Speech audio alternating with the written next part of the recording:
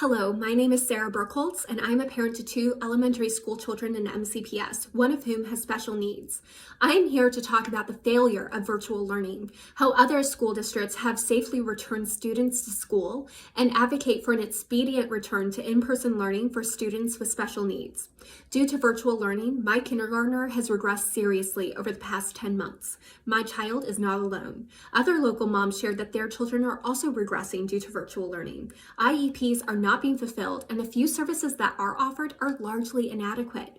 Occupational therapy, for example, is often reduced to students playing video games over Zoom.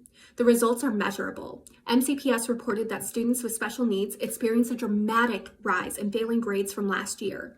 These are all the unfortunate consequences to extended virtual learning. However, this regression was avoidable. Dr. Fauci has stated clearly that in-person instruction should be the default setting for schools.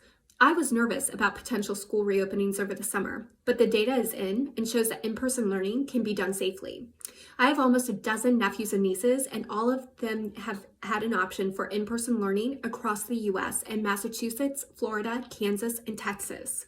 One of my nephews in Middlesex County, Massachusetts, has special needs and has been in school 5 days a week since September without any school spread of COVID-19. That is despite his county's 7-day average case rate currently at 28 more cases than Montgomery County's. If my nephew lived here, he would still be in virtual learning and would have been worse off.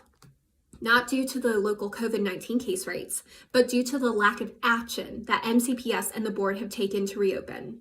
According to the newly approved metrics from December, school could have been open all of Q1. Unfortunately, the board has been reactive instead of proactive. Students with special needs are suffering disproportionately as a result. What you all do today will significantly impact students with special needs.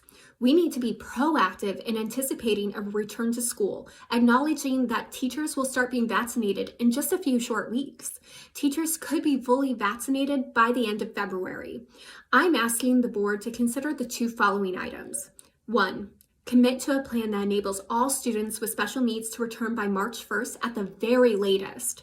MCPS has acquired top-of-the-line PPE for special education teachers. Combined with vaccinations, there is no logical reason to delay the return of students with special needs past March 1st, regardless of the community case rates. My hope is that all students designated within Phase 1 can return before March 1st. However, if that cannot be accomplished, then we still need a clear timeline for students with special needs. Delaying their return past March 1st is unacceptable. Secondly, I ask that the board not make any sweeping decisions on extending virtual learning this semester.